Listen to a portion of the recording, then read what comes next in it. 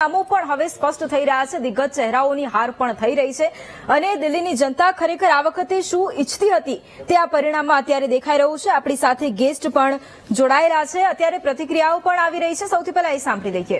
आज दिल्ली में double engine की सरकार बनने जा रही है, एक ऐतिहासिक विजय की ओर आगे बढ़ रही है।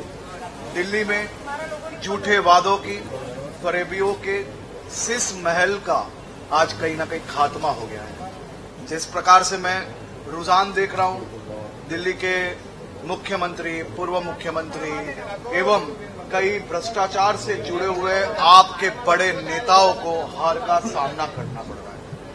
ये घमंड, ये देश विरोधी मानसिकता, इसका ये नतीजा है। कई बार देश की सेना पे प्रश्न खड़ा करना, देश की आस्था पे प्रश्न खड़ा करना, ये सभी का हिसाब है। देश में झूठे वादे, झूठे तरीकों से लोग तंग आ गए थे। आज दिल्ली में दिल्ली वालों ने हिसाब कर दिया।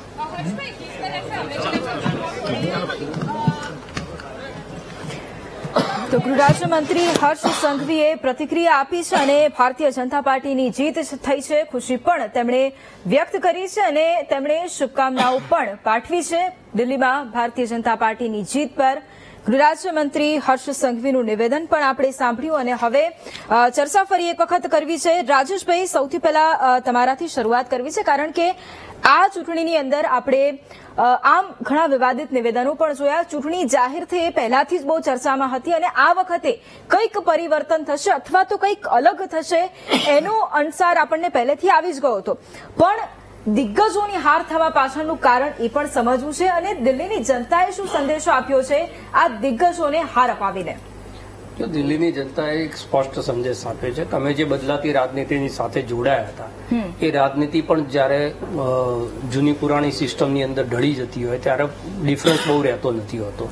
બીજું, ભ્રષ્ટાચારની સામે આંદોલન કરી જયારે તમે તમારા વ્યક્તિત્વને ઉભા કર્યા હોય ને એક વ્યક્તિની આસપાસ એક પાર્ટી બની હોય, એ આકર્ષણનું એક કેન્દ્ર હોય, એ જ વ્યક્તિ ઉપર જયારે આક્ષેપો થાય ને જેલમાં જવાનું આવે ને આ બધું થાય ત્યારે ક્યાંક ને ક્યાંક એની છબી ધૂમિલ થાય અને જયારે વ્યક્તિ ઉપર આધારિત પાર્ટી હોય ત્યારે વ્યક્તિ નબળો પડે એટલે સ્વાભાવિક છે કે એની અસર પાર્ટીના જનાદેશ ઉપર પણ પડે અને એ જ દિલ્હીની અંદર દેખાઈ રહ્યું। બીજી વસ્તુ એ છે કે તમારે દરેક વખત કંઈક નવું આપવું પડે રાજનીતિની અંદર। અમે ફ્રી શિક્ષણ, ફ્રી વીજળી, આ બધો એજન્ડા તમારો 2013 થી લઈ અને 2025 સુધી એનો એ જ રહ્યો। તમે નવું શું આપો એટલે આકર્ષણ જે છે, જે છોકરું હોય તેને પીપરમીટ આપી પછી એને આઈસ્ક્રીમ આપવો પડે, આઈસ્ક્રીમ આપ્યા પછી ત્રીજી વસ્તુ આપવી પડે।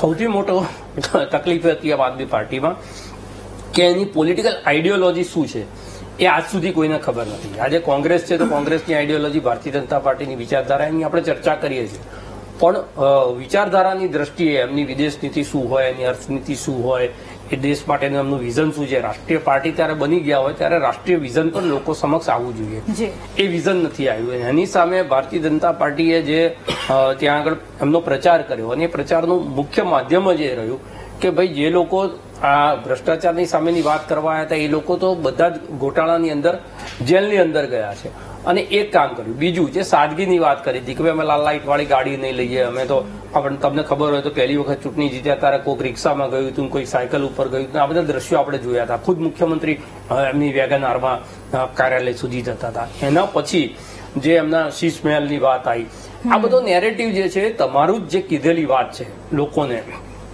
એને ક્યાંક ને ક્યાંક તોડે અને તૂટે એટલે તમારી પ્રત્યેનો જે ભરોસો મૂક્યો હોય 10 વર્ષ સુધી કે ભાઈ તમે આ બધાથી કંઈક અલગ છો ને કે આકર્ષણ એના કારણે ઉભું થયું હતું, એ આકર્ષણની અંદર ઘટાડો થયો। બીજું, જે સતત સંઘર્ષ રહ્યો કેન્દ્ર સરકાર અને રાજ્ય સરકારની વચ્ચે, એમાં લોકોના કામો અટવાતા ગયા કે લોકોને તો ઝઘડા સાથે લેવા દેવા નથી, તમારી રાજનીતિક સ્કોર તમે કરી લો, અમને એનાથી નુકસાન ના થવું જોઈએ, પણ જયારે એ નુકસાન થતું લોકોને દેખાય ત્યારે સ્વાભાવિક છે લોકો મન બદલે અને દિલ્હીની પ્રજા એ મેન્ડેટ હંમેશા સારો મેન્ડેટ આપ્યો છે। એક વખત 23 સીટ આમ આદમી પાર્ટીને આપીને કોંગ્રેસે એમના ટેકાથી થોડોક વખત રહ્યા, પણ બીજી વખત એમણે 95% સ્ટ્રાઇક રેટ આપ્યો, એના પછી 90% સ્ટ્રાઇક રેટ। આજે ભારતીય જનતા પાર્ટીને જે આપ્યું છે 8 થી સીધું 47 સુધી લઈ ગયા છે, એટલે એવો મેન્ડેટ પણ નથી આપ્યો કે જે મેન્ડેટ જે છે એ પાછો દિલ્હીના વિકાસની આડે આવે। ભારતીય જનતા પાર્ટીને આપ્યો છે એબ્સોલ્યુટ મેન્ડેટ આપ્યો છે. એટલે બહુ મેચ્યોરિટીથી ત્યાં કરે, 18% સ્વિંગ વોટર્સ હોય કોઈ સ્ટેટની અંદર, એવું આ પહેલું રાજ્ય છે. અને એટલે એની મેચ્યોરિટી જે છે એ આ મેન્ડેટની અંદર દેખાઈ રહી છે કે ભાઈ જેની ઉપર આરોપ થયા હતા, તમે સત્યેન્દ્ર જૈન હોય, મનીષ સિસોદિયા હોય, કેજરીવાલ હોય, આ તમામ લોકો જે છે ચૂંટણી હાર્યા છે. એનો મતલબ કે પ્રજા એમ કહેવા માંગે છે કે અમારી તમારા પ્રત્યે જે અપેક્ષા હતી, અને કેજરીવાલે તો ખુદ કીધું. પ્રવેશ કરવાની પ્રતિક્રિયા આવી છે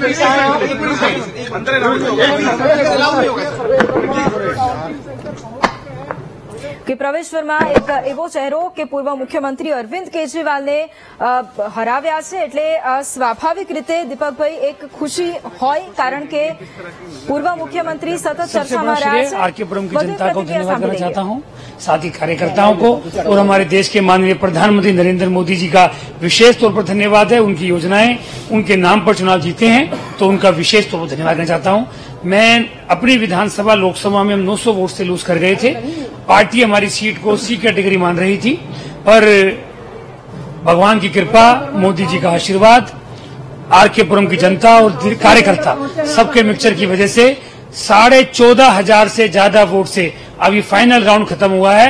बहुत बहुत भगवान का धन्यवाद. डबल इंजन की सरकार होगी दिल्ली. डबल इंजन की सरकार हो गई है. सर, मुख्यमंत्री का चेहरा कौन हो सकता है आपके? ये सिर्फ और सिर्फ नरेंद्र मोदी जी, माननीय अमित शाह जी, माननीय नड्डा जी या पार्लियामेंट्री बोर्ड माननीय बीएल संतोष जी, इनके अलावा किसी को नहीं पता, क्योंकि हम कोई भी बयान देंगे ना हम उसका कोई मतलब है ना कोई लेना देना उस बात का. બિલકુલ, એટલે જે પ્રમાણે અત્યારે મુખ્યમંત્રીના નામોની પણ ચર્ચાની વાત હોય તો અત્યારે એ પણ ટાળી રહ્યા છે. એટલે એક કેડર બેઝ પાર્ટી કઈ રીતના કામ કરતી હોય એ પણ અત્યારે ખબર પડી રહી છે. દીપકભાઈ, સૌથી પહેલા તો જે પરિણામો અત્યારે સામે આવી રહ્યા છે, સૌથી પહેલા તો આપને ખૂબ ખૂબ શુભકામનાઓ, કારણ કે 27 વર્ષ પછી ફરી એક વખત સત્તા વાપસી. આ વખતે જયારે ફરી એક વખત પાછા ફર્યા છો ત્યારે દિલ્હીમાં પણ સરકાર છે એનડીએની, એટલે ડબલ એન્જિનની સરકાર છે. એટલે દિલ્હીવાસીઓ માટે હવે શું? કારણ કે અત્યાર સુધી તો રકઝક થતી હતી કે આમ આદમી પાર્ટી આમ કરી રહી છે, આયુષ્યમાન લાગુ નથી થવા દેતી, આ નથી થવા દેતી, દિલ્હી તરફથી આમ નથી મળતું. હવે દિલ્હીવાસીઓને શું મળશે ભારતીય જનતા પાર્ટી તરફથી? દિલ્હીવાસીઓને હકીકતમાં જે એમની આશા અને અપેક્ષાઓ છે એ પ્રમાણેની સરકાર એમને મળશે અને એ પ્રમાણેના કાર્યો પણ થશે. આપણે જોયું હશે કે જે રીતે મેજોરિટી આપવા જઈ રહી છે દિલ્હીની પ્રજા, એ બહુ સ્પષ્ટ સંકેત છે કે ભારતીય જનતા પાર્ટીની સરકાર ઉપર એમને વિશ્વાસ પૂરેપૂરો છે, એમની લીડરશીપમાં છે, એમને વિઝન્સ, પાર્ટીના વિઝન્સમાં પૂરેપૂરો ભરોસો અને વિશ્વાસ છે. અને એટલા માટે છે હંમેશા ભારતીય જનતા પાર્ટીની કાર્યનીતિ એક રહી છે કે પ્રજાની પ્રાથમિક સુવિધાઓ પહેલા પૂરી કરવી, અને સાથે સાથે રાજ્ય હોય તો રાજ્ય, કેન્દ્ર શાસિત પ્રદેશ હોય તો એનો વિકાસ કરવો. અને એના માટે ડેવલપમેન્ટ એ તો પહેલો અમારો પર્યાય છે, પણ સવાલ પ્રાથમિક સુવિધા પણ આપવી કે જેથી કરીને સામાન્યથી સામાન્ય માણસ, છેવાડાનો માણસ પણ એને ભોગવી શકે અને એને પોતાને એમ લાગે કે ના આ મારી પોતાની સરકાર છે, એવી એક ફિલિંગ્સ આપવાનો પૂરેપૂરો પ્રયત્ન ભારતીય જનતા પાર્ટીની સરકાર દરેક રાજ્યમાં જ્યાં એમની સરકાર છે ત્યાં આપવાનો પ્રયત્ન કરે છે. અને એટલા માટે જ ઘણા બધા રેકોર્ડ્સ એવા થયા છે કે જે પહેલી વાર, બીજી વાર, ત્રીજી વાર રિપીટ થતી હોય.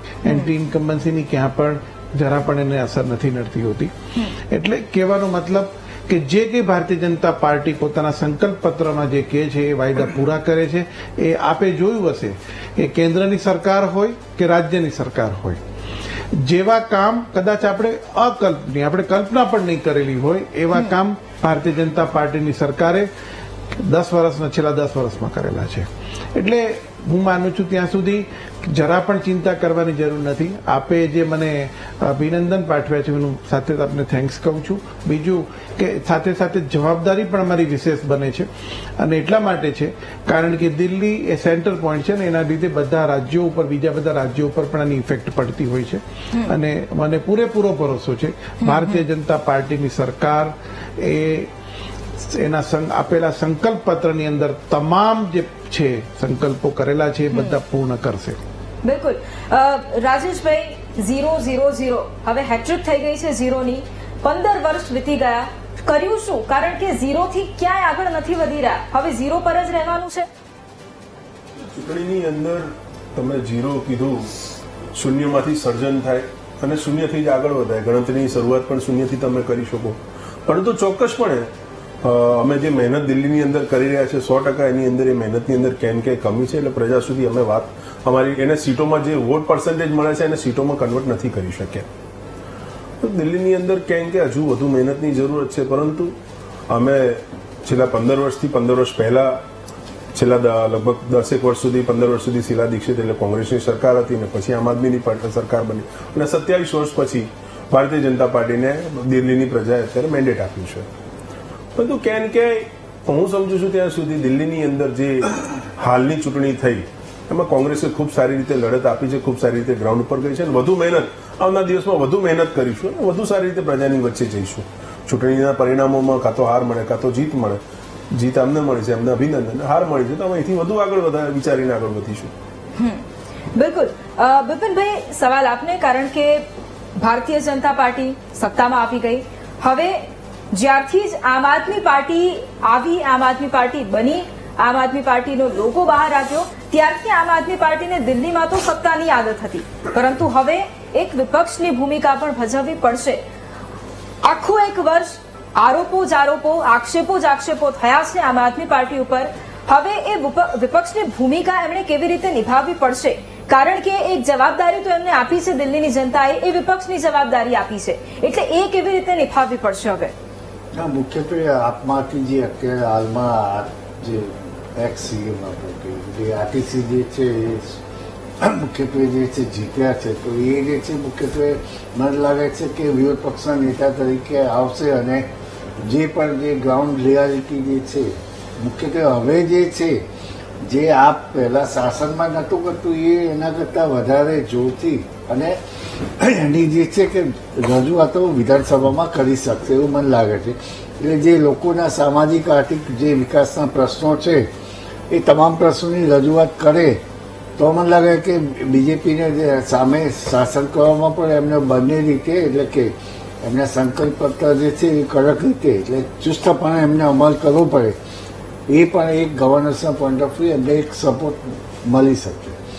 પરંતુ જો એ નહીં કરે તો એમને જે છે કે જે કોંગ્રેસની જે પહેલાં આપણે જોયું કે જેમ કોંગ્રેસની 2013થી પડતી થઈ એ પ્રમાણે આ જે છે એ પણ આપની જે દિલ્હીમાં જે સિચ્યુએશન છે જો રજૂઆતો નહીં કરે અને વિપક્ષ તરીકેનો એ પ્રોપરલી જે રિપ્રેઝન્ટેશન જો નહીં કરે તો મને લાગે એ આવનારા એટલે કે 2030માં પણ એ જે છે એ 23માંથી 3 પર જતા વાર નહીં લાગે. અને એની અસરો જે છે કે પંજાબના જે પંજાબ રાજ્ય ઉપર પણ એના ગવર્નન્સ ઉપર પડી શકે. રાજેશભાઈ, મારે એ સમજવું છે, કારણ કે લોકસભાની ચૂંટણી આવી અને ત્યારે આપણે એ જોયું કે દલિત મતદારો છે તે ક્યાંક એનડીએથી નારાજ જોવા મળ્યા, ભારતીય જનતા પાર્ટીથી નારાજ જોવા મળ્યા. દલિત વોટર્સની સંખ્યા ખૂબ વધારે છે દિલ્હીમાં. એવું લાગતું હતું કે જો દિલ્હી વિધાનસભાની ચૂંટણી આવશે તો થોડા ઘણા અંશે તેની અસર ત્યાં પણ જોવા મળશે. અત્યારે જે પરિણામો આવ્યા છે તેમાં શું ખરેખર એ અસર મળી છે? આપની પાસેથી જવાબ લઈશ. અત્યારે प्रवेश वर्मा प्रतिक्रिया આપી રહ્યા છે. दिल्ली में ये प्रधानमंत्री जी के विजन को दिल्ली में लेके आएगी, तो मैं प्रधानमंत्री जी का धन्यवाद करता हूं कि उन्होंने अपना समय दिया और मैं ये जीत का श्रेय प्रधानमंत्री नरेंद्र मोदी जी को देता हूं. कौन होगा अब मुख्यमंत्री? आपको इस बात का भरोसा था?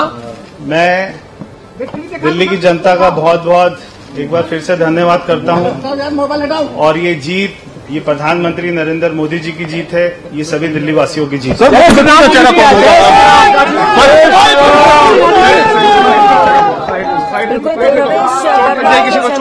પૂર્વ મુખ્યમંત્રીને હરાવ્યા છે, અરવિંદ કેજરીવાલને હરાવ્યા છે. એ પણ પોતે પૂર્વ મુખ્યમંત્રીના દીકરા છે, એટલે સ્વાભાવિક રીતે એમને પણ એક મોટી ભૂમિકામાં હવે આગળ જોઈશું.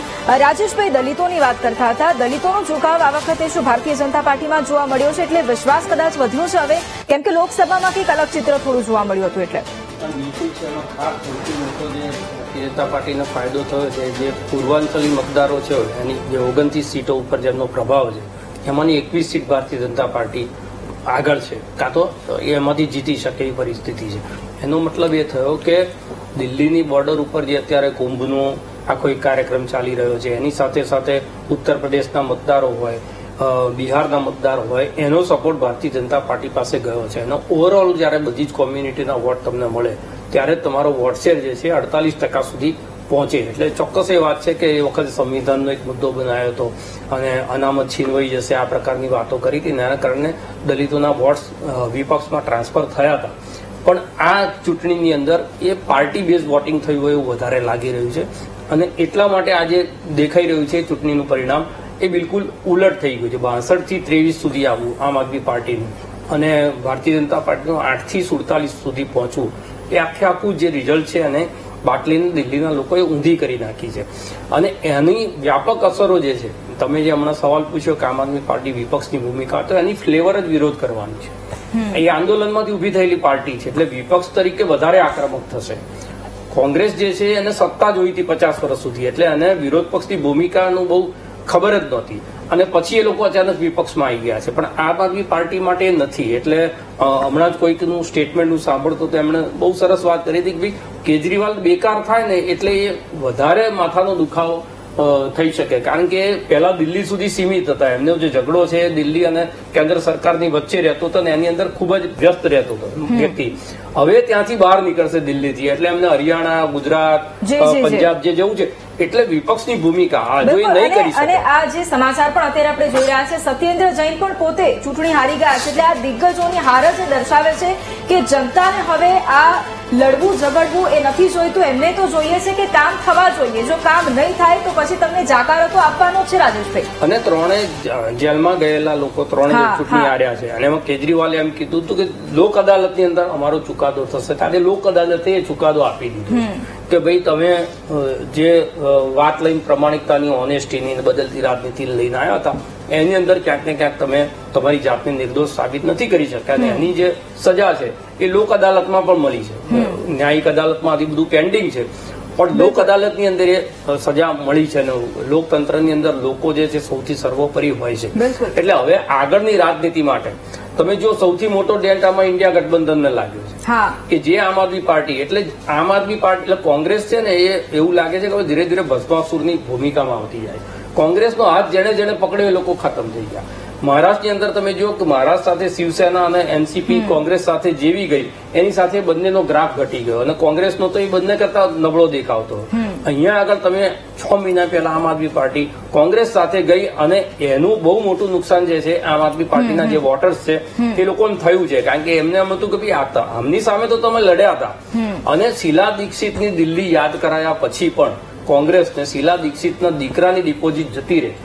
એનો મતલબ કે કોંગ્રેસે એનું ગ્રાઉન્ડ ત્યાં આગળ ખોઈ દીધું. 15 વર્ષ સુધી તમે સંઘર્ષ કર્યા પછી 6% વોટ શેર મેળવતા હોય તો એ કેટલું મોટું તમારું જે જમીન છે. વોટ શેર આજે આમ આદમી પાર્ટીને 44% વોટ શેર એનું છે. એનો મતલબ કે બહુ મોટું ગ્રાઉન્ડ હજી એમની પાસે છે. કમબેક કરવા માટે તમારે મહેનત કરો તો થઈ શકે. પણ કોંગ્રેસે ગ્રાઉન્ડ રાજેશભાઈ હવે જોવા મળશે અને એ પણ હવે રસપ્રદ રહેશે કે ખરેખર હવે, કારણ કે ભારતીય જનતા પાર્ટી માટે પણ ચેલેન્જીસ તો છે જ, કારણ કે એમણે પણ એ સમજી લીધું છે કે દિલ્હીની જનતા એ સત્તા પરિવર્તન પણ કરી જાણે છે. જો એમને કામ નથી રાસ આવતા તો એમને લાગે છે કે કામ નથી કરી રહ્યા તો તમને પણ હટાવીને બીજાને અમે સત્તામાં લાવી શકીશું. ચર્ચા આગળ યથાવત રાખીશું. લઈશું એક ક્વિક બ્રેક. એક બાદ એક જે સ્પષ્ટતા મળી રહી છે તેમાં ભારતીય જનતા પાર્ટી તો હજુ આગળ વધી જ રહી છે, પરંતુ આમ આદમી પાર્ટી હવે એક સપાટીએ પહોંચી ગઈ છે અને કોંગ્રેસ તો ક્યાંય લગભગ દેખાતી જ નથી. એટલે રાજેશભાઈ, સવાલ તમને એ જ શરૂઆતમાં પણ એ જ સવાલ મેં કર્યો હતો સૌથી પહેલા કે મંથનથી પણ આગળ વધવું પડે અને મંથનથી જ્યારે આગળ વધીએ ત્યારે આપણને વાતનો ખ્યાલ આવે કે આપણે ક્યાં કાચા રહી ગયા છે. જો એ દિશામાં કામ નહીં થાય તો આ જ પરિણામો પણ આગળ રહેવાના છે. મુદ્દા છે ભારતીય જનતા પાર્ટી પાસે હતા, શીશ મહેલનો મુદ્દો લઈ લો, ભ્રષ્ટાચારનો મુદ્દો લઈ લો, એ તમારી પાસે પણ હતા. તમે એનો લાભ જ નથી લઈ શક્યા જેટલો ભારતીય જનતા પાર્ટીએ લીધો છે ને અત્યારે સત્તામાં આવી ગઈ છે. તો પછી તમે ક્યાં સુધી મંથન કરતા રહેશો? ચૂંટણીની અંદર બેન, જ્યારે તમે ચૂંટણી લડવા જતા હો ત્યારે હંમેશા મુદ્દા આધારિત રાજનીતિ કરવામાં આવતી હોય છે અને કોઈ પણ પક્ષો જ્યારે ચૂંટણી લડવા જતું એ જીતવા માટે જ લડતું હોય છે. આખરે જનતાની અદાલતમાં જવાનું, જનતા જે નિર્ણય લે એ સર માથા ઉપર ચડાવવાનો. તમને જીતાડે પણ કરીને હરાવે પણ કરી. જનતાએ 15 વર્ષ સુધી દિલ્હીની અંદર કોંગ્રેસ પક્ષને શાસન આપ્યું જ છે અને દિલ્હીનો વિકાસ પણ શીલા દીક્ષિતજીના નેતૃત્વમાં થયો જ છે. પરંતુ આ 15 વર્ષ પછી અમારું ત્યાં આગળ સંગઠન નબળું પડ્યું. જે મેં તમને અગાઉ ચર્ચા થઈ એમાં કીધું કે 2013ની અંદર જે એન્ટી માહોલ આખા સરકાર માટે કોંગ્રેસ માટે ઉભો કરવામાં આવ્યો અને એનું એપિસેન્ટર દિલ્હી બન્યું. ચાહે અન્ના હજારે આંદોલન હોય, ચાહે બાબા રામદેવનું આંદોલન હોય કે ચાહે બીજા અન્ય આંદોલન હોય, અને જે રીતે દિલ્હીની અંદર એપિસેન્ટર બનાવીને જે રીતે ડેમેજ કરવામાં આવ્યું હતું, કેમ હું માનું છું ત્યાં સુધી હજી સુધી ડેમેજ કંટ્રોલ 2013થી લઈને અત્યાર સુધી અમે ગ્રાઉન્ડ ઉપર જેટલી મહેનત કરીએ છીએ પણ એ મહેનત પૂરતી નથી સાબિત થઈ રહી. એટલે ચૂંટણી અમે લડ્યા હતા, અમે જીતવા માટે લડ્યા હતા, મુદ્દાઓ અમારી પાસે હતા, મુદ્દાઓ અમે પણ રેસ કર્યા હતા, પણ દિલ્હીની પ્રજાએ જે પણ ચુકાદો આપ્યો એને સરમાથા ઉપર લઈએ છીએ અને વધુ મહેનત કરવા માટે અમે કટિબદ્ધ છીએ. એટલે રાજેશભાઈ, આમાં સવાલ જ મારો એ છે કે તમે પણ બેરોજગાર યુવાનો માટે જાહેરાત કરી હતી કે અમે તેમને આટલું વળતર આપીશું અથવા તો તેમને 8,500 મહિને અમે આપીશું. એ જાહેરાત તમે પણ કરી હતી. મહિલાઓ માટે ભારતીય જનતા પાર્ટીએ જાહેરાત કરી હતી કે અમે મહિલાઓ માટે આવું કંઈક કરીશું. પણ એ જટિલ વાત એ છે કે તમને જે ગંભીરતાપૂર્વક જે જનતા લેવી જોઈએ દિલ્હીની એ નથી લેતી અને એના જ કારણે આ પરિણામ છે. એટલે હવે એના વિશે પણ તો વિચારવું જ પડશે. ચોક્કસ કોઈ પણ બાબતે તમે સ્પેસિફિક મુદ્દાઓની ચર્ચા કરો તો કોઈ પણ બાબતે ચૂંટણીની અંદર ચાહે એક મતની હાર હોય કે મોટી હાર હોય, શૂન્ય હોય કે એક સીટથી હાર હોય, દરેક રાજકીય પક્ષ ચિંતા અને ચર્ચા કરતું જ હોય છે અને એની પોલિસી પણ બનાવતું હોય છે. ઘણા રાજ્યોની અંદર આપણે જોયું કે ભારતીય જનતા પાર્ટીનું પણ ખાતું નથી ખુલતું, ત્યાં પણ એક ધારો કે કેરળની અંદર ત્યાં પણ 1 થી 2 સીટો આવતી હોય. એટલે દરેક રાજ્યની અંદર અલગ અલગ પોતપોતાના સમીકરણો હોય છે, દરેક રાજ્યની જનતાના અલગ અલગ પ્રશ્નો હોય. જે હાઈ પ્રોફાઇલ ડ્રામા દિલ્હીની અંદર છેલ્લા 10 વર્ષથી ક્રિએટ કરવામાં આવ્યો હતો અને એક નેરેટિવ એવું હતું કે કાં તો ભાજપની કેન્દ્રની અંદર સરકાર હતી એટલે એમને એક એડવાન્ટેજ હતું, દિલ્હીની અંદર આમ આદમી પાર્ટીની સરકાર હતી.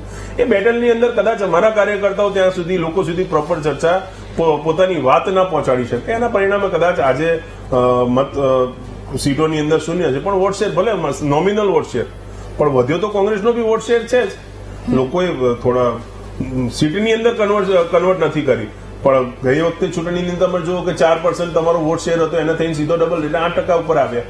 અને મેં અગાઉ પણ કીધું એ રીતે કે ભારતીય જનતા પાર્ટી આખા દેશની ચૂંટણી લડી ત્યારે એમનો બે માત્ર સીટ આવી હતી ત્યારે એમનો વોટ શેર 8% હતો, ત્યાંથી આગળ વધ્યા હતા. એટલે નિરાશ આ ચૂંટણીથી નિરાશ જરૂર છે પણ ભવિષ્ય માટે નિરાશ નથી. ભવિષ્ય માટે વધુ સારી રીતે લોકો વચ્ચે જઈશું ને એ હજી અત્યારે શૂન્ય છે, એથી લઈને સરકાર સુધીનો સફર પણ કોંગ્રેસ પાર્ટી સર કરી શકશે.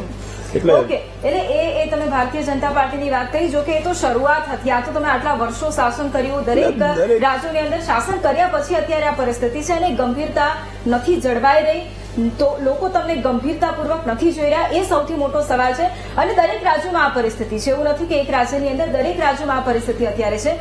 દીપકભાઈ, તમારી પાસે આવું છું કારણ કે હવે જેમ મેં આગળ પણ કીધું અને બ્રેક પહેલા આપણે એ વાત કરી કે હવે દિલ્હીની જનતાએ ખૂબ સારી રીતે જાણે છે કે એમને શું જોઈએ છે. જો કામ નથી થતા તો પછી તમે પણ સત્તાથી બહાર ફેંકાઈ જશો, જો કામ કરો છો તો તમને પણ સત્તામાં રાખશે.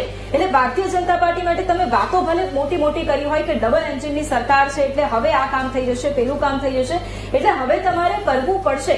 હવે તમારી પાસે બાના નથી કે અમારી દિલ્હીની સરકાર છે એ આયુષ્યમાન નથી લાગુ કરતી, અમે આ યોજના લઈને આવ્યા છે પણ દિલ્હીની સરકારે લાગુ નથી કરી રહી. એટલે હવે એ ચેલેન્જ તમારી સામે છે, એટલે એ ચેલેન્જને સર કરવા માટે, એ તરફ આગળ વધવા માટે પણ કેટલા તૈયાર? બેન, ગુજરાત જુઓ, મધ્યપ્રદેશ જુઓ, ઘણા બધા રાજ્ય જુઓ કે જ્યાં ભારતીય જનતા પાર્ટીની સરકાર, મેં પહેલા પણ કીધું કે રિપીટ થયેલી છે અને રાજ કરી રહી છે 3 વખત અને રેકોર્ડ બ્રેક કરેલા છે. એ જ બતાવે છે કે ભારતીય જનતા પાર્ટીની કાર્યનીતિ કઈ રીતની છે. કાર્યનીતિ બહુ સ્પષ્ટ છે, છેવાડાના માનવ સુધી એનું કલ્યાણ કરવું, આ બહુ એક સ્પષ્ટ છે. અમે જે વચનો આપીએ છીએ એ વચનો પૂરા પણ કરીએ છીએ. એ ભલે અમે 1998થી આપેલું વચન હોય ને એ પણ આજે અમે પૂરું કરીએ છીએ. સવાલ એ છે કે તમે જ્યારે પ્રજાને સાચી રીતે સમજવાનો પ્રયત્ન કરો, પ્રજાની સાચી વસ્તુને સમજવાનો પ્રયત્ન કરો, એ ભારતીય જનતા પાર્ટીની સરકાર, ભારતીય જનતા પાર્ટી પોતે કરી રહી છે. અને એટલા માટે જ જેણે કોઈ પણ કાર્ય પોતે બોલે છે કરવા છે, એટલા માટે જ અમે સંકલ્પ પત્ર કહીએ છીએ, બેનિફેસ્ટો શબ્દ નથી વાપરતા, કારણ કે અમે સંકલ્પ કરીએ છીએ. કદાચ પૂર્ણ ન થાય પણ અમારી જે પૂર્ણ કરવાની જે નીતિ ને રીતિ છે એ બહુ સ્પષ્ટ છે કે અમે પૂરા દિલથી એ કરવાનો પ્રયત્ન કરીએ છીએ, પૂર્ણ કરવાનો. એટલે કહેવાનો મતલબ એમાં કોઈ શંકા સેવવાની જરૂર નથી કે ભારતીય જનતા પાર્ટીની સરકાર બનશે એટલે કોઈ સારામાં સારું કામ થશે, એકદમ સારામાં સારું કે જે અત્યાર સુધી. આ તમે બેન એક વસ્તુ જોજો, જ્યારે 2013ની અંદર ઇન્ડિયા અગેન્સ્ટ કરપ્શનના સૂત્ર ઉપરથી જયારે આ પાર્ટીનું સર્જન થયું ને 2015માં એણે સત્તાના સૂત્રો સંભાળ્યા, એ કરપ્શનની વાત ઉપર જ 2015, 2020 અને આજે 2025 એમણે બંનેને જોયું કે જેણે કરપ્શનના નામ ઉપર પોતે સત્તા લીધી છે તો એના ઉપર જ એમને જાકારો આપ્યો. અને એ જ વસ્તુ એમણે 3 પાર્ટીઓ એમની પાસે હતી, ભારતીય જનતા પાર્ટી હતી, કોંગ્રેસ હતી ને આપ હતી. એણે પસંદગી કરી કે જે કરપ્શનના મુદ્દા ઉપર અને જે સત્તા દિલ્હીમાં જે આપવામાં આવી હતી બહુ સ્પષ્ટ સંકેત હતો, કરપ્શનના મુદ્દા ઉપર જ હતો જયારે 2015ની અંદર જયારે આપવામાં આવી. અને એની અંદર એમણે જે પસંદગી કરી છે કે ભ્રષ્ટાચારથી ભરેલી બંને પાર્ટીઓ કોંગ્રેસ અને આપ એને અત્યારે જાકારો આપ્યો છે સ્પષ્ટપણે. બિલકુલ. બિપિનભાઈ, સવાલ એક થોડું એ પણ સમજવું છે કે શું દિલ્હીની જનતાએ એ વાતનું પણ ધ્યાન રાખ્યું છે આ વખતે કે લોકસભાની અંદર જે ઇન્ડિયા ગઠબંધન હતું અને એ સમયે બંધારણ બચાવવાની વાતો કરતા હતા, પરંતુ હવે જયારે દિલ્હી વિધાનસભા આવી ત્યારે એમાંથી કોંગ્રેસ અલગ પડી ગઈ. ભલે ટીએમસી સપા સાથે રહ્યા પણ કોંગ્રેસ અલગ પડી ગઈ અને રાહુલ ગાંધી જાહેર મંચ પરથી એવું કહેતા હોય કે કેજરીવાલ છે દારૂ કૌભાંડમાં એ ફસાયેલા છે, શું તમે એવા મુખ્યમંત્રીને પસંદ કરશો, આવું બધું એ કહેતા હોય એટલે સ્વાભાવિક રીતે શું દિલ્હીની જનતાએ આ બધું પણ જોયું છે કે તમે લોકસભામાં બંધારણ બચાવવાની વાત કરો છો અને એવા વ્યક્તિ સાથે તમે બંધારણ બચાવવાની વાત કરો કે જેની ઉપર તમે સીધો આક્ષેપ કરી રહ્યા છો કે આ તો દારૂ કૌભાંડમાં સંડોવાયેલો છે, એટલે શું લોકોએ આ બધું પણ જોયું છે? એમાં આપનો પ્રશ્ન છે એ બહુ રાજકીય રીતે, બંધારણીય રીતે અને લોકશાહીમાં બહુ મોટો વિકટ પ્રશ્ન છે. કારણ કે જે બંધારણનો પ્રશ્ન કોંગ્રેસે ઉઠાવ્યો હતો કે બંધારણ છે આખું બદલી નાખશે બીજેપીના લોકોમાં, એક જે એમને એક આહવાન એટલે કે એક છાપ પેદા કરવાનો પ્રયત્ન કર્યો કે ભાઈ બાબા આંબેડકર સાહેબનું જે બંધારણ છે આખું બદલાઈ જશે અને લોકો જે લોકશાહીનું ખૂન કરશે, એવું જે એમને જો આખું જે વિકટ પ્રશ્નો અને વિકટ ભાષાના સ્વરૂપમાં બંને એટલે આખા ઇન્ડિયા ગઠબંધને જે એક આહવાન ઉભું કર્યું હતું, પરંતુ એને જાકારો આપ્યો છે એવું કહેવાય. કારણ કે આપણે જોઈએ કે એટલે દિલ્હીમાં જે વસ્તી જે છે 80ની 12-13% એમની 13 સીટો ઉપર આખી સીધી અસર થતી હતી અને એ 13 સીટો ઉપર જોઈએ તો આપણે 1993માં જે કોંગ્રેસના છે એ 35% વોટ મળ્યા હતા 80ના અને બીજેપીને 36% મળ્યા હતા. અને એનું એ જોઈએ તો આપણે અત્યારે 2020માં છેલ્લે સૌથી વધુ જે વોટ શેર છે 80 સીટ ઉપર એ મુખ્યત્વે આપને 58% વોટ મળ્યા હતા અને જે 32% જેટલા વોટ છે 32-33% વોટ એ બીજેપીને મળ્યા હતા. હવે એ આજની સ્થિતિ એટલે 2025માં જ્યારે 2024નું લોકસભાનું ઇલેક્શન, ઇન્ડિયા ગઠબંધનમાં જે છે મુખ્યત્વે બંધારણનો પ્રશ્ન ઉઠાવો અને બીજું કે જે એસસી કોમ્યુનિટીનું આખું એનું જે ઇન્ટરપ્રિટેશન ને એનું સામે દિલ્હી એટલે કે આપણે મુખ્યત્વે કહીએ કે દિલ્હી રાજધાની છે અને રાજધાનીના લોકોએ એને સ્વીકાર્યું કે ભાઈ બીજેપીએ જે કર્યું છે એ બંધારણ સુધારવા માટેની પણ એ દેશની વિકાસ માટેની પ્રક્રિયાના ભાગરૂપે જે કલમ 370 હટાવી કે એ જે છે એ બધા સ્ટેપો લીધા, એ બધા સારા છે, એ ધ્યાનમાં રાખી. અને બીજું નો ડાઉટ કે મિડલ ક્લાસ વસ્તી ત્યાં આગળ વધારે હોવાને કારણે અને જે બજેટમાં જે એમને પ્રાવધાન આપ્યું છે કે ભાઈ 12 લાખ સુધીની આવકનું જે છે એની ઉપર ટેક્સ નહીં લાગે, એની ઇમ્પેક્ટ પણ જોવા મળે સ્વાભાવિક રીતે પહોંચી છે અને એ સૌથી મોટો ફાયદો અહીંયા થતો દેખાઈ પણ રહ્યો છે. આગળ પણ ચર્ચા યથાવત રાખીશું, લઈશું એક ક્વિક બ્રેક.